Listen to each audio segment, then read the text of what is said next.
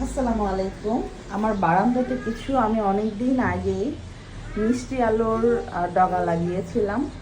এই ডগার গোড়া হঠাৎ করে দেখতেছি যে এটা অলরেডি ফেটে গেছে, যে এই পাশেও ফেটে গেছে।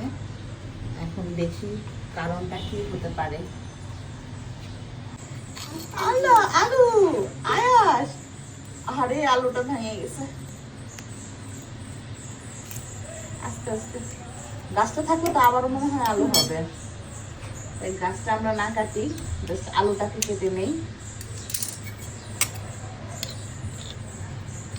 অনেকদিন ধরে মাটি ফাটছে, ভাবতেছিলাম যে কি কারণে। ওয়াও, আরেকটা আলু আয়াস। এটা কি আলু নাকি? বাহ, কি সুন্দর, অল্প জায়গাতেও আলু হয়। তাহলে তো সারা বছরই লাগায় রাখতে পারি। ওয়াও, আরো আছে আলু।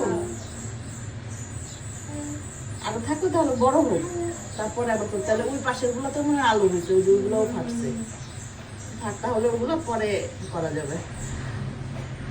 আমরা রেখে দিলাম যাতে আর একটু বড় হওয়ার পর খেতে পারি। অবশেষে এই দুইটা আলু বের করলাম, যে তিনটা আলু।